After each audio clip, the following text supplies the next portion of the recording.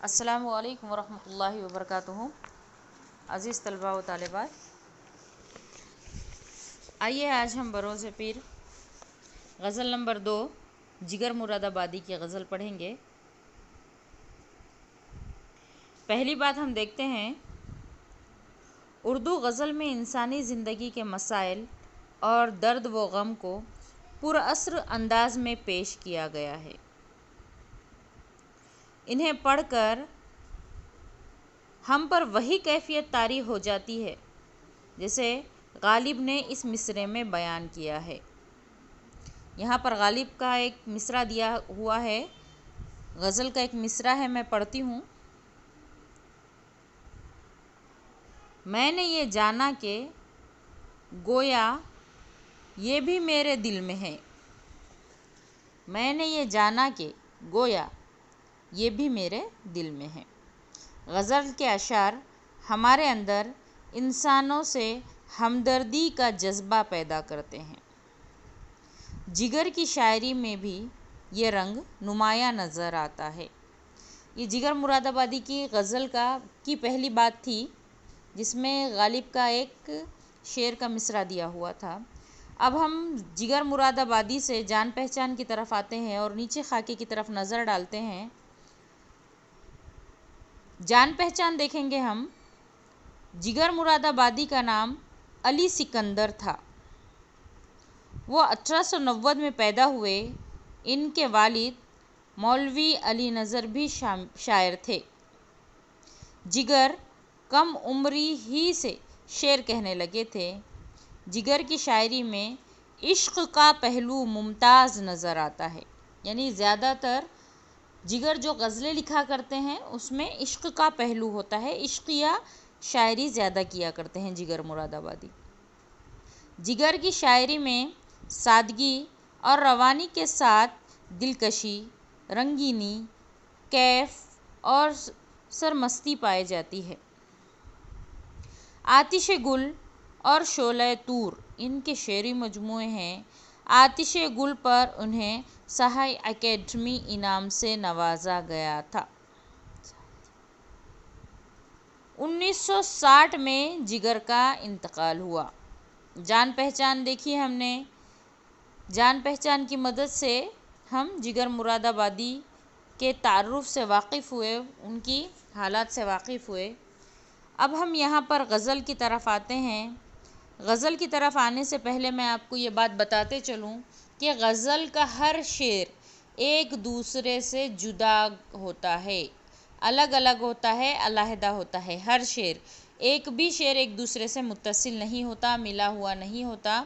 اس کے اپوزٹ نظم کا ہر شعر ایک دوسرے سے جڑا ہوا ہوتا ہے۔ غزل کی 2 قسمیں ہوتی ہیں، یعنی 2 طرح کی غزلیں ہوتی ہیں۔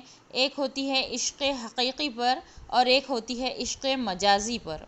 عشق حقیقی پر غزل کا مطلب یہ ہوتا ہے کہ جو اللہ تعالیٰ کے عشق و محبت میں لکھی جانے والی غزل ہے وہ عشق حقیقی والی غزل ہے، اور جو دنیا کے اوپر لکھی جانے والی، کسی محبوب کے اوپر لکھی جانے والی غزل ہے وہ عشق مجازی کہلاتی ہے۔ اب ہم دیکھتے ہیں، ہم غزل کی طرف آتے ہیں اور غزل کا پہلا شعر ہم پڑھتے ہیں۔ شعر کو انشاءاللہ ہم سمجھنے کی کوشش کریں گے۔ جیسے کہ ہمیشہ آپ کو پتہ ہے کہ پہلا مصرع 2 مرتبہ اور دوسرا مصرع، یعنی مصرع اولا 2 مرتبہ، مصرع ثانی 1 مرتبہ پڑھنے کا طریقہ ہے، اسی طرح ہم پڑھتے ہوئے آگے بڑھتے ہیں۔ آدمی آدمی سے ملتا ہے، آدمی آدمی سے ملتا ہے، دل مگر کم کسی سے ملتا ہے۔ یہاں پر ہم شعر کے ساتھ اس کی تشریح بھی دیکھتے چلیں گے انشاءاللہ، کہ ہم کو تشریح بھی اس کی سمجھ میں آتی رہے۔ یہاں جو پہلا شعر ہے اس میں شاعر بتا رہے ہیں کہ آدمی آدمی سے ملتا ہے، یعنی یہ روزمرہ کی بات چیت ہے کہ انسان ہر ایک دوسرے سے ملتا چلتا ہے، جلتا ہے، ہاتھ ملاتا ہے، گلے ملتے ہیں، ایک دوسرے سے ملتے ہیں، مگر انسانوں کے اندر بہت کم خلوص آج کل پایا جا رہا ہے۔ ان کے دل آپس میں بہت کم ملتے ہیں، انسان میں خلوص کی کمی ہوتی جا رہی ہے، دل نہیں ملتے، بس ہاتھ ملتے ہیں اور گلے ملتے ہیں۔ آج کل تو یہ بھی موقع نہیں رہا ہاتھ ملانے کا۔ چلیے ہم دوسرے شعر کی طرف آتے ہیں۔ بھول جاتا ہوں میں ستم اس کے، بھول جاتا ہوں میں ستم اس کے، وہ کچھ اس سادگی سے ملتا ہے۔ یہاں پر شاعر اپنے محبوب کی سادگی کی تعریف کر رہے ہیں۔ شاعر یہ بتانا چاہ رہے ہیں کہ میرے محبوب نے جو مجھ پر ستم کیے تھے، جو مجھ پر ظلم ڈھائے تھے، میں وہ ساری چیزیں بھول جاتا ہوں، کیونکہ جب میرا محبوب مجھ سے ملتا ہے تو وہ اس سادگی سے مجھ سے ملتا ہے کہ اس کے سارے ستم میرے ذہن سے فراموش ہو جاتے ہیں، میں وہ سب بھول کر اس کی سادگی پر نظر کرنے لگتا ہوں۔ اب تیسرے شعر کی طرف ہم آتے ہیں۔ آج کیا بات ہے کہ پھولوں کا، آج کیا بات ہے کہ پھولوں کا، رنگ تیری ہنسی سے ملتا ہے۔ یہاں پر شاعر اپنے محبوب کے ہنسی کی تعریف بیان کرتے ہوئے کہہ رہے ہیں، اس کو پھولوں کی ہنسی کے مانند بتاتے ہوئے کہہ رہے ہیں کہ آج جب میں پھولوں کی رنگت کی طرف دیکھتا ہوں تو وہ ایسی نظر آتی ہے کہ جب تو ہنستی ہے، جب مسکراتی ہے، اور جو تیری ہنسی ہوتی ہے، تیری ہنسی میں جو تازگی ہوتی ہے، وہی تازگی آج میں پھولوں میں دیکھ رہا ہوں، مجھ کو پھولوں میں وہی تازگی نظر آ رہی ہے۔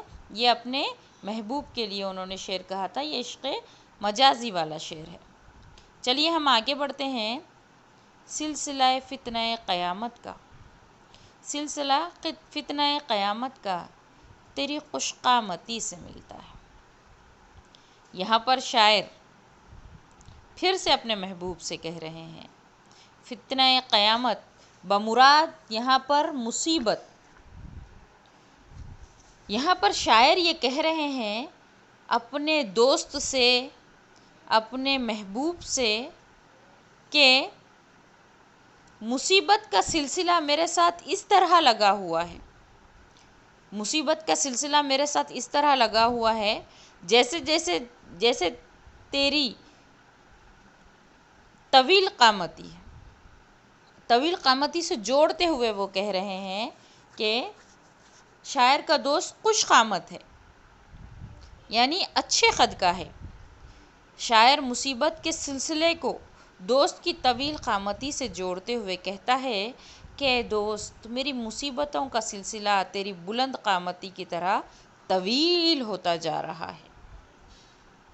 اب اگلے شعر کی طرف ہم آتے ہیں۔ مل کے بھی جو کبھی نہیں ملتا، مل کے بھی جو کبھی نہیں ملتا، ٹوٹ کر دل اسی سے ملتا ہے۔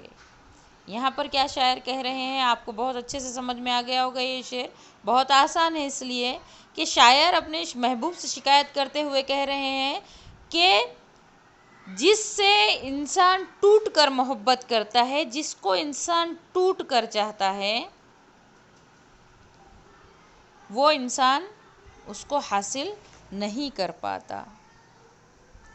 دل کی کیفیت یہاں پر شاعر بیان کر رہے ہیں کہ میرا محبوب مجھ سے کھل کر نہیں ملتا، وہ میرے پاس جب کبھی آتا ہے تو کسی اور خیال میں کھویا ہوا رہتا ہے۔